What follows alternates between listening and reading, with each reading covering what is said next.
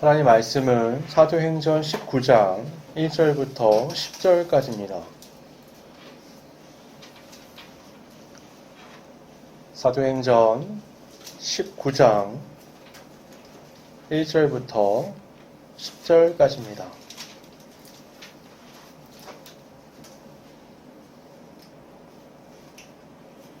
봉독하겠습니다. 아볼로가 고린도에 있을 때에 바울이 윗 지방으로 다녀 에베소에 와서 어떤 제자들을 만나 이르되 너희가 믿을 때에 성령을 받았느냐? 이르되 아니라 우리는 성령의 계심도 듣지 못하였노라. 바울이 이르되 그러면 너희가 무슨 세례를 받았느냐? 대답하되 요한의 세례니라. 바울이 이르되 요한이 회개의 세례를 베풀며 백성에게 말하되 내 뒤에 오시는 이를 믿으라 하였으니 이는 곧 예수라 하거늘 그들이 듣고 주 예수의 이름으로 세례를 받으니 바울이 그들에게 안수하매 성령이 그들에게 임하심으로 방언도 하고 예언도 하니 모두 12사람쯤 되니라. 바울이 회당에 들어가 석 달 동안 담대히 하나님 나라에 관하여 강론하며 권면하되 어떤 사람들은 마음이 굳어 순종하지 않고 무리 앞에서 이 돌을 비방하거늘 바울이 그들을 떠나 제자들을 따로 세우고 두란노 서원에서 날마다 강론하니라. 2해 동안 이같이 하니 아시아에 사는 자는 유대인이나 헬라인이나 다 주의 말씀을 듣더라. 아멘. 오늘 말씀은 지난주 말씀의 연장이라고 할 수 있습니다. 장소는 동일하게 에베소인데요. 시기와 등장인물들이 좀 다르죠. 지난주에는 알렉산드리아 출신의 아볼로, 그리고 브리스길라와 아굴라가 등장을 했었죠. 반면에 오늘은 시간이 좀 지난 다음에 바울이 등장을 합니다. 이 에베소에서 일어난 사건에 대해서 우리가 알기 위해서는 우선적인 이해가 좀 필요해요. 뭐냐면 하나님 나라 운동이라는 겁니다.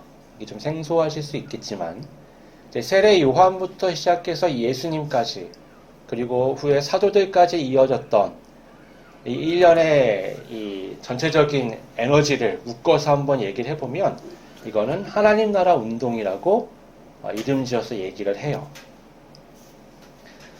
사실 하나님 나라에 대한 이스라엘의 열망은 과거부터 계속된 것이기는 했습니다. 그런데 이제 세례 요한에 와서 회개하라 천국이 가까이 왔느니라. 하나님 나라 운동은 회개 운동이기도 했는데요. 이 외침이 있은 후부터 본격적인 이제 회개에 대한 회개로 인한 하나님 나라 운동이 시작되었다라고 말할 수 있습니다. 그러니까 왜 회개하라고 말했냐면 임박했기 때문에 그동안 아주 오랫동안 예고되었던 그 하나님의 나라가 이제 정말로 바로 앞까지 왔다. 그러니까 준비해야 된다라고 말하면서 회개가 강조되었던 거예요. 회개가 핵심이죠. 자신을 돌아보면서 임박한 하나님 나라 앞에서 자신을 회개하고 하나님 나라의 백성으로서 거듭나는 겁니다. 그리고 이 회개의 외적 표지가 바로 세례라고 말할 수 있어요. 그러니까 세례 요한에게 몰려간 사람들은 그의 말을 듣고 회개하며 그에게 세례를 받았던 겁니다. 이게 하나님 나라 운동의 외적인 현상 중 하나였어요. 그 세례 요한에 이어서 예수님이 등장을 하셨고 예수님도 똑같이 회개하라 천국이 가까이 왔느니라고 말씀을 하셨습니다. 그래서 사람들 중에는 예수님을 그 세례 요한의 후계자, 세례 요한의 사역을 이어서 하시는 분, 이렇게 보는 시각이 있었어요. 이건 자연스러운 거였거든요. 똑같이 하나님 나라에 대해서, 임박한 하나님 나라에 대해서 얘기하면서 회개를 강조했기 때문에 이러한 회개를 통한 하나님 나라의 운동은 그 당시에는 새로운 기류였어요. 그 전후로 해서 자칭 메시아라는 사람들이 많이 있었지만 그 메시아가 등장하게 되면 또 이 하나님 나라의 운동이 등장하게 되면 위협을 느끼는 존재들이 있습니다. 기득권 세력인데요. 이 하나님 나라 운동이 이스라엘 전역으로 확장이 됐거든요. 이 크게 반응하는 두 기득권 세력이 있는데 하나는 왕이고요. 하나는 대제사장이에요. 국가 권력과 종교 권력을 쥐고 있는 두 사람이 이 메시아 때문에 크게 반응을 하는 겁니다. 하나님 나라는 하나님께서 보내신 메시아를 통해서 완성된다고 다들 생각하고 있었어요. 그러니까 하나님 나라가 임박했다는 건 메시아가 이제 곧 오신다라는 얘기가 돼요. 메시아가 오시면 메시아는 왕 중의 왕이시고 또 성전의 주인이시기 때문에 왕과 대제사장은 자신의 자리에서 물러나며 메시아께 모든 권리를 돌려드려야 돼요. 정상적인 신앙을 가진 왕과 제사장은 메시아의 오심을 기다리겠죠. 그리고 오시는 순간 기다렸다는 듯이 자기의 권리를 드릴 거예요. 그러나 당시의 왕인 헤롯과 대제사장 안나스는 그런 위인들이 못 됩니다. 그들은 로마 황제의 권세에 기대서 자신들의 자리, 자신들의 이익을 취하는 자들이었어요. 하나님을 바라보면서 왕과 제사장의 직분을 감당하는 자들이 아닌 거죠. 그렇기에 그들은 메시아가 오는 걸 원하지 않아요. 사람들은 그런 부패한 왕과 제사장 세력에 대해서 잘 알고 있었습니다. 그래서 더욱더 메시아께서 오시기를 기다렸어요. 메시아께서 오셔서 로마를 물리치고 부패한 왕권, 종교 지도자들을 몰아내고 온전한 하나님의 나라를 세우시기를 이제 고대했던 겁니다. 오늘 본문 1절에 등장하는 제자들이 나오는데요. 이들은 세례 요한도 알고요. 예수님도 알아요. 하나님 나라 운동에 대해서 잘 아는 사람들입니다. 알 뿐만 아니라 그것을 지지하며 그 길을 걸어가는 자들이었어요. 바울은 에베소에 와서 아주 자연스럽게 이들과 함께하게 되는데요. 바울이 느끼기에는 뭔가 좀 이상했던 것 같아요. 질문을 하죠. 2절에 너희가 믿을 때에 성령을 받았느냐? 대답합니다. 아니라 우리는 성령이 계심을 듣지도 못했다. 그러니까 성령의 존재를 알지도 못하는 거예요. 3절에 다시 묻습니다. 아니 이 운동에 참여했는데 그럼 너네는 도대체 무슨 세례를 받은 거냐? 그들이 대답합니다. 요한의 세례니라. 그 당시의 시점에서 보면 이 하나님 나라의 운동에는 큰 두 축이 있는 거예요. 하나는 세례 요한, 하나는 예수님이 있는 거죠. 어느 쪽에서 상대를 바라보느냐에 따라서 이 하나님 나라의 운동의 성격이 굉장히 다르게 비춰질 수 있습니다. 지난주에 말씀드린 것처럼 세례 요한의 이 메시아에 대한 이해는 일반적인 유대인들과 같았어요. 강력한 권능을 가지고 메시아가 이 땅에 오셔서 심판하는 겁니다. 이방 국가는 물론이고 이스라엘의 부패한 자들도 심판하는 거죠. 그 다음 하나님 나라를 완전하게 세우는 거예요. 이런 관점에서 예수님을 바라보니까 메시아 상이 맞지가 않는 거죠. 헷갈리는 거예요. 그래서 요한이 감옥에 있을 때에 제자들을 보내서 오실 그이가 당신이 맞습니까? 아니면 우리가 다른 분을 기다려야 합니까? 라고 물었던 겁니다. 요한이 예수님을 무시할 수 없었던 건 예수님이 하시는 그 많은 말씀과 이적이 하나님께서 보낸 사람이 아니면 할 수 없는 것들이기 때문에 그래요. 그러니까 이게 당신이 메시아가 아닌 겁니까? 아니면 내가 잘못 이해하고 있는 겁니까? 라고 묻는 겁니다.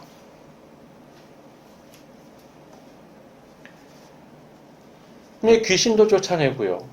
불치병도 치료하고요. 이스라엘에 소외된 많은 사람들에게 복음이 전파되며 이상적인 메시아의 모습을 보여주는 것 같은데 심판은 왜 하지 않으시는지 이해가 되지 않는 거예요. 저 부패한 자들을 그냥 두면서 다른 일들을 하고 계신다는 게 이해가 되지 않는 겁니다. 이런 요한의 관점에서 예수님을 보는 사람들은 예수님이 메시아로 비춰지지 않을 수 있는 거예요.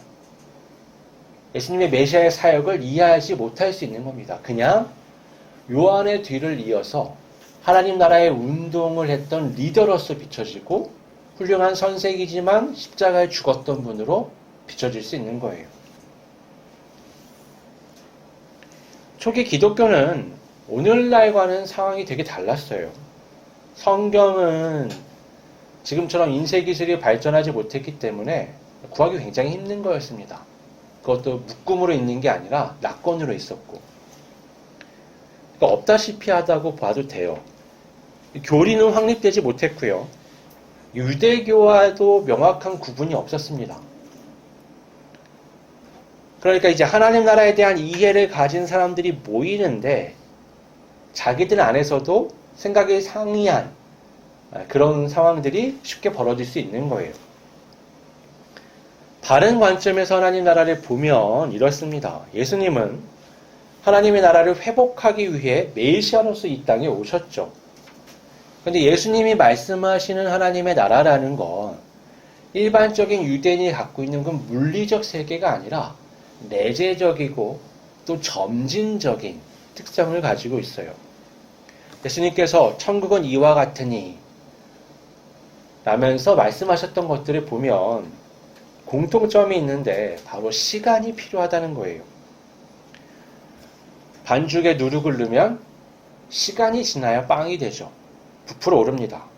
겨자씨가 나무가 되는 것도, 주인이 왕권을 갖기 위해 멀리 갔다가 오는 것도, 등에 기름을 채우고 신랑이 언제 올지 몰라 기다리는 것도 다 시간이 필요한 겁니다.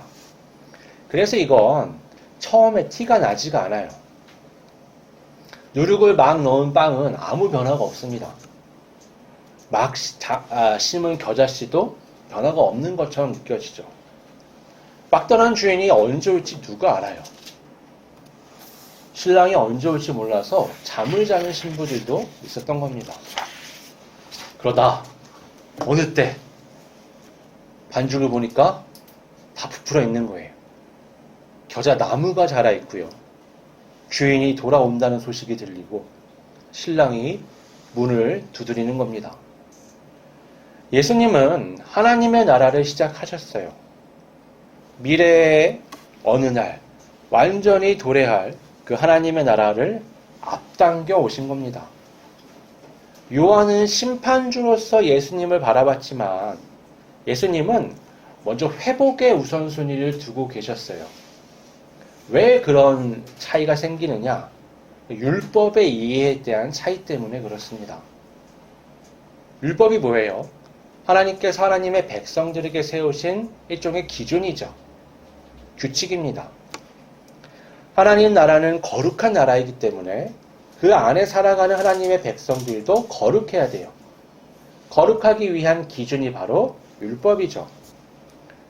문제는 이 유대인들이 율법을 가지고 하나님 앞에 자신의 의를 인정받을 수 있다라고 생각한 데 있어요. 그렇게 생각을 하게 되면 율법을 받았다는 것 자체가 특별한 게 돼버려요. 다 못 받았는데 나만 받았어. 나 이거 잘 지키면 하나님이 인정하는 하나님의 백성이야. 내가 특별해서 하나님이 나를 선택하셨어라고 생각하는 거죠. 그러면 심판도 오해하게 돼요. 그러면 이걸 잘 지키는 나는 심판받지 않아. 나머지는 심판받겠지가 되는 겁니다. 이게 큰 착각이죠. 율법의 의미는 뭐예요? 누구도 하나님의 기준에 이를 수 없다는 걸 보여주기 위한 거예요. 이 세상에 의인이 한 사람도 없다는 걸 가르쳐주는 게 율법의 기능입니다. 그런 관점에서 보면 유대인들은 율법을 간직하는 게 아니죠. 이걸 퍼뜨려야 되는 거예요. 모든 사람에게 하나님의 율법을 가르치고 널리 퍼뜨리면서 이 기준에 누구도 부합할 수 없으니 하나님 앞에 나와서 회개하라고 말해야 되는 거예요. 회개의 통로가 되어야 하는 존재들이 그걸 막는 존재가 되어버린 거죠. 죄의 문제 해결이 하나님 나라가 임하시는 데 있어서 우선적으로 해결되어야 하는 겁니다. 그래서 예수님이 이 땅에 오신 거죠. 인류의 죄를 짊어지고 십자가를 지신 겁니다. 그리고 3일 만에 부활하셨죠. 죽음은 율법이 정한 책임이에요. 율법에 이르지 못하기 때문에 죽어야 한다는 거죠. 죄의 값은 사망입니다. 예수님의 십자가의 죽음은 본래 우리가 져야 할 책임이지만 하나님은 우리가 그 책임을 질 수도 없고 율법을 충족시킬 수도 없기 때문에 예수를 통해서 우리의 책임을 지게 하신 거죠. 그리고 나서 우리의 죄는 사해 주신 거예요. 예수 그리스도의 십자가의 대속을 믿는 사람들은 바로 이 믿음을 가질 때부터 하나님 나라의 백성으로서의 삶이 시작이 됩니다. 그 증거가 뭐냐? 성령의 내주하심이에요. 구약시대 때 하나님께서 사람들과 함께 하시는 방식은 성전을 통해서입니다. 성전 안에는 지성소라는 공간이 있거든요. 가장 안쪽에 있는데 거기에 법궤라는 우리가 하나님의 의자라고 생각하는 게 있습니다. 거기 하나님이 임하신다라고 생각했어요. 그 공간은 아주 거룩하기 때문에 아무나 아무 때 아무런 상태로 들어갈 수 있는 게 아니에요. 대제사장이 1년에 한 번 대속죄일에 가장 깨끗한 모습으로만 들어갈 수 있습니다. 그 성소의 휘장은 늘 닫혀 있는데요. 그 휘장이 예수님의 십자가의 죽음과 함께 위에서부터 아래로 찢어졌습니다. 그리고 커튼 한번 생각해 보세요. 봉이 위에 가로로 있잖아요. 밑에서부터 위로 찢어지는 경우는 있어도요. 위에서부터 아래로는 찢어지기가 불가능해요. 이 성소의 휘장이 위에서부터 아래로 찢어졌다는 건 사람이 아닌 신적 권능에 의한 결과라고 우리가 생각할 수 있는 겁니다. 본문의 바울의 질문이 이런 말씀을 총합한 배경을 가지고 있는 거예요. 바울은 요한의 세례밖에 모르는 사람들, 곧 율법적 이해를 가지고 하나님 나라를 바라보고 있는 사람들에게 복음을 들려줍니다. 요한이 세례를 베풀며 백성들에게 말하되 내 뒤에 오시는 이를 믿으라 하였으니 이는 곧 예수라. 예수는 하나님 나라 운동을 이어서 하는 존재가 아니라 하나님 나라의 운동, 하나님 나라를 이 땅 가운데 가져가는 바로 그분. 요한이 가리켰던 바로 그 사람이야 라고 얘기하는 거예요. 이 문장은 바울이 한 말의 핵심이에요. 성경을 보다 보면 요 말만 했겠지라고 생각할 수 있지만 그렇지 않고요. 훨씬 많은 말을 했지만 누가가 이걸 요약해서 핵심을 여기다가 한 줄로 적어 놓은 겁니다. 요점이 뭐예요? 세례 요한이 말한 그 메시아가 바로 예수님이라는 거예요. 예수님이 하신 일, 십자가의 죽으심과 부활을 통해 하나님 나라가 이미 시작되었다라고 말하며 성령의 세례를 받아야 한다. 예수님의 이름으로 세례를 받으면 성령이 임하시는 하나님 나라가 이미 임했다라고 얘기하는 겁니다. 그래서 그들은 예수님을 믿었고 예수님의 이름으로 세례를 받았고 성령이 임하셨습니다. 그러자 초대교회에 익숙한 증거, 그 다락방에 있었던 성령의 역사가 그곳에도 동일하게 나타난 거예요. 오늘 말씀은 그리스도인으로서 우리가 어떤 인식을 가지고 살아야 하는지 가르쳐 줍니다. 우리는 하나님 나라에 초점을 둔 성령의 인도하심을 받는 삶을 살아야 돼요. 이것이 그리스도인의 정체성입니다. 성경을 잘 알고 아주 오랫동안 신앙생활을 해도 성령의 임재가 없는 삶은 하나님 나라에 속한 삶이라고 말할 수가 없어요.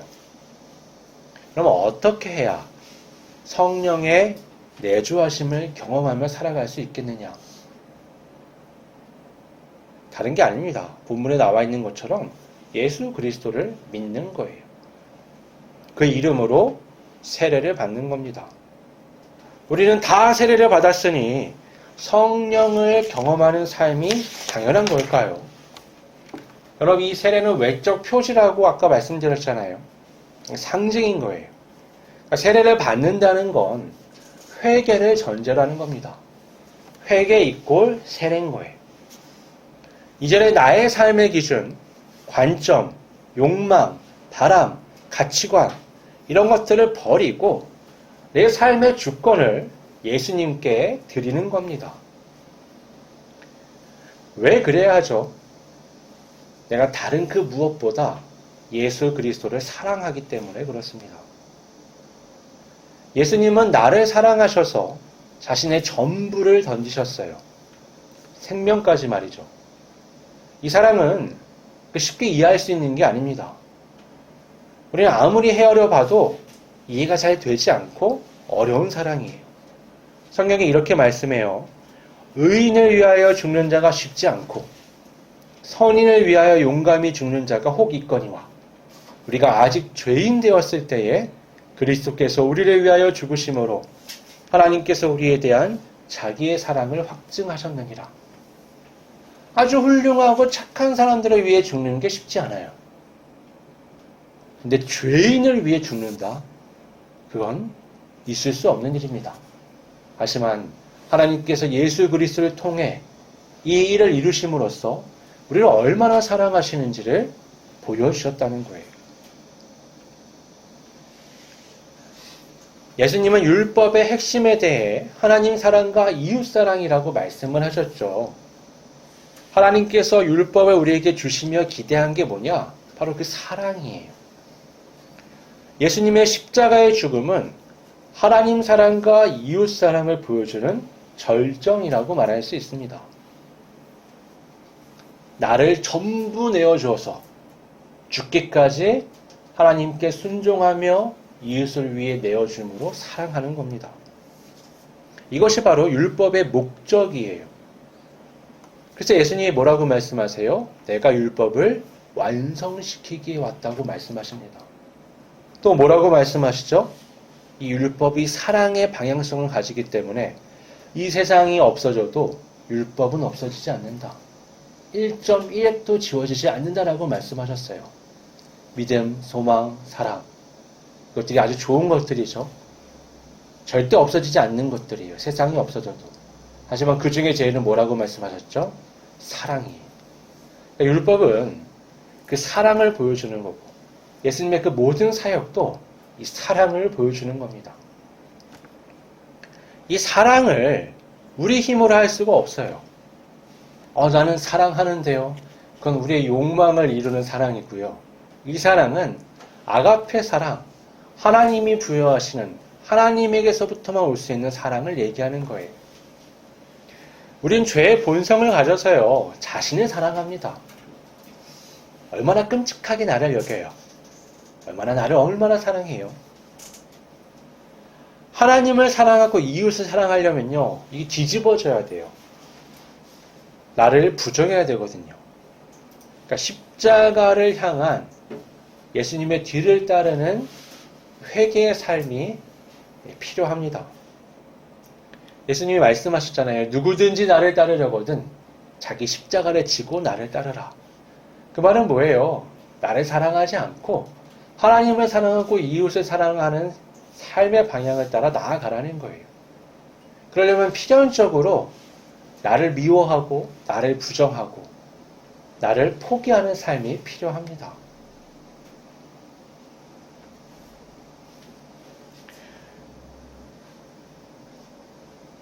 사람은 자신이 죄인이며 내가 나만을 아는 이기적인 존재라는 걸 깨달아야 돼요. 그래서 율법에 충족되지 않는 죄인이라는 걸 절실하게 느껴야 합니다. 그래야 그런 사람이 십자가를 통해 나를 대신해 죽으신 그 예수님의 은혜와 하나님의 사랑이 어떤 것인지를 경험할 수 있어요. 죄가 깊은 곳에 은혜가 넘치는 겁니다. 그런 사람에게 성령이 임하시는 거예요. 바로 그게 예수님을 믿는 거거든요. 성령이 우리 안에 임하시면 우리 속사람을 바꾸십니다. 내 힘으로 불가능한 하나님 나라의 백성의 거룩한 삶, 사랑을 하는 삶으로 내 삶이 전환되고 변화돼요. 우리는 착각하지 말아야 돼요. 구원을 받을 때뿐만 아니라 그 이후의 전 삶의 과정에 있어서도 우리는 하나님의 전적인 도움이 필요합니다. 성령의 내주하심이 필수인 거예요. 그리스도의 삶이라는 게 뭐예요? 난 지금 여기 있지만 천국인으로서 천국을 향하여 삶을 살아가는 겁니다. 그러려면 성령의 인도하심이 반드시 필요해요. 우리는 모두 성령의 인도를 받아야 합니다. 성령 받으려고 막 부흥회, 기도회, 뭐 엄청난 금식 기도, 여러분 그런 게 필요한 게 아니고요. 말씀을 잘 듣고 예수님을 잘 믿는 겁니다. 그 말씀에 비추어서 나를 잘 돌아보는 거예요. 나를 버리고 말씀에 따라 예수님께 내 주권을 드리며 주님을 따라 삶을 살아가는 겁니다. 여러분 자신을 믿으면 안 돼요. 나를 의지하면 안 됩니다. 다른 무엇을 우리 삶의 중심에 두면 안 돼요. 예수 그리스도를 온전히 바라보며 예수님을 삶의 중심에 온전히 두셔야 합니다. 예수님을 의지하셔야 돼요. 그러면 성령의 내주하심과 역사는 아주 자연스럽게 이루어지는 겁니다. 성령의 인도하심을 받아 천국인의 삶을 사는 우리 모두가 되기를 바랍니다. 기도하겠습니다.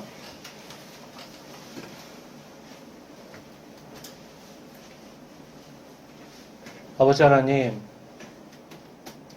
우리는 구원받은 하나님의 백성, 다시 말해 하나님 나라의 사람들입니다.